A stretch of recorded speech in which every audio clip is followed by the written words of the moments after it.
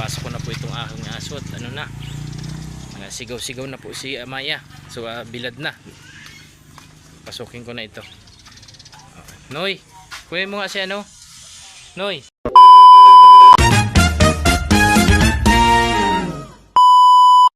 Ayan po mga kalingap, andito na naman po ang inyong lingkod, Kalingap Tatay Junel po.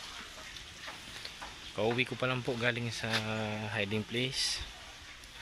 Hindi po kami kayo nakagawa at gawa ng ano po, di dumating yung hollow blocks na deliver.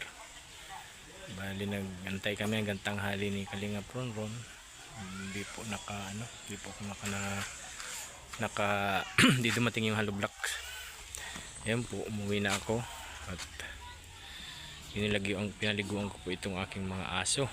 Ayan po ang aso ni Krista. Ayan po si Amaya. Tinanong po yung isa. Ayan po si Amayo. Ito po yung dalawang aso na binigay sa akin ni Kuya Mel. Ayan, Kuya Mel, dito na po yung aso na dalawa. Ayan po, ang laki na po sila oh. Ayan po mga kalingap, sobra pa rin pong init ng panahon. Maya maya ay mapunta ako sa bundok at aking gagawin yung aking panlat, yung kulungan ng baboy. Baka tayo magka-pera ay maglagay tayo ng baboy, kahit mga 2 ulo siguro. Ayun po mga kalingap, dito po ako sa harapan ng bahay at sobrang init. Ito po, nandito po ako ngayon. Grabing init mga kalingap, sarap maligo mga kalingap. Nagyayaya nga yung aking asawa na sa linggo daw ay maliligo kami, family banding. Kung papala rin ay napunta kami kasi yung tricycle ni Krista, kasi yung side wheel ay na po, medyo manipis na yung gulong. Marami pong sasakay, baka po yung ating mahirap na po baka madisgrasya. Buti po kung ako lang sana ay isang pamilya po kami kasama mga kalingap. Ayan po mga kalingap, pasensya na po kayo at medyo na po tayo, haggard na at grabe init. Paligo pati po ako ng mga aso, ay siyempre po baga kapit yung aso sa akin, ay basang basa po ako. Maya po ay pupunta na ako sa Taisan, sa ginagawa ko kulungan ng baboy mga kalingap. Next week or malagyan po ng baboy. Hanap po tayo ng biik na mabibilhan para madagdagan. Mga 2 po siguro, para 2 gagawing inahin para po sa kung pagdating ng panon ay mga anak po. Ayun po, may pagkakakitaan na po tayo mga kalingap. At po, maraming salamat po sa inyong suporta sa akin pala. Ayun po, malapit na po tayo mag 3,000 subscriber mga kalingap. Maraming salamat po sa inyo, sa lahat ng mga nag-subscribe, nag-like and share po sa aking munting channel. Maraming salamat po sa inyo mga kalingap.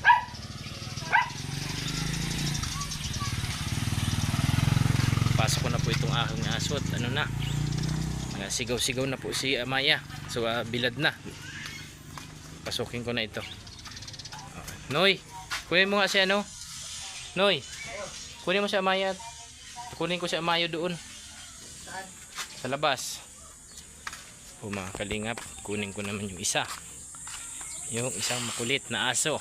Ito po si Amayo, ang aso po na payat. Nagkasakit po ito ay si Amayo.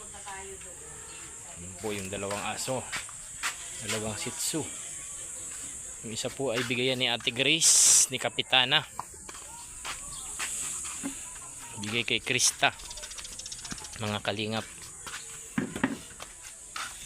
Yung dalawa naman pong naandun, yung po ay bigay sa akin ni Kuya Mel. Kaya kailangan alagaan natin kasi pinagkatiwala ni Kuya Mel ang kanyang asong dalawa.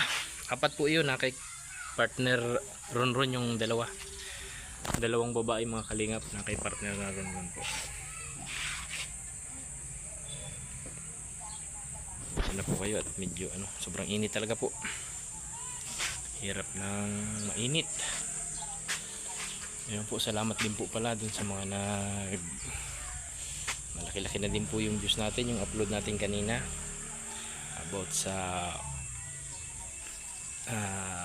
reaction ko dun sa ng Mikris, stop ng Mikris. Maraming salamat po kasi sa lahat po na intindihin nyo yung kagustuhan ni Kuya Rab. Kasi po si Kuya Rab talaga ay wala talaga pong ibang hangad kundi ang makatulong, makabigay ng mga anong tawag dito, kabigay ng sa kapwa, kapagbigay ng kunting kunting tulong, saka siyempre matupad yung mga pangarap na hindi nararanasan ng isang beneficiaries, mga kalingap. Medyo na po ngayon, medyo maganda-ganda na ang mga nababasa ko sa comment kasi halos hindi na nagtatampo yung ibang mga supporter ni Chris dahil masaya na po sila, mga kalingap, kasi unti-unti na nilang nauunawa ng ibig sabihin ni Kuya Rab. Pinoprotektahan lang po ni Kuya Rab ang Mikris na hindi umabot sa mga alam mo na po baga mga nangyayari ngayon sa kalingap, mga kalingap. Sobrang salamat po kay Kuya Rab kasi talagang nandyan sa simulat sa pool na ipasa ni Kuya Tata si Krista kay Kuya Rab. Almost 1 year na po. Maraming salamat din po pala kay Ate Maria Ligaya, sa scouter ni Krista, at sa founder Kuya Tata. Maraming salamat po sa inyong dalawa. Ayan po. Sige po mga kalingap, at ako'y pupunta na din po sa Taisan. Maraming salamat po sa panood ng aking mga video sa aking munting channel Kalingap Tatay Junel po. Maraming salamat po at mabuhay po kayong lahat. God bless you all. Bye bye po mga kalingap. Thank you po. Huwag po ninyong kalimutan mag-like, subscribe, and share po para updated po kayo sa aking mga gagawin pang mga video. Ayun po, ako'y maghahanda na po at pupunta na po ako ng Taisan. Pagpagupit na rin ng buhok sa isang araw. Wala na po, kitang-kita na po ay matanda na talaga si Tatay Junel. Kaya tamang-tama lang po Tatay Junel kasi matanda na tayo. Tingnan mo ng buhok, puting-puti na po yan. Wala pong halong yan. Hindi ako nagtitina. Ayoko po maglagay ng tina sa buhok. Natural po yan mga kalingap. Sobrang natural po yan. Ano po kasi to, simula pa sa magulang ko sa mother side po na nakuha ko itong maaga pa, bata pa, na meron ng mga puting buhok sa ulo.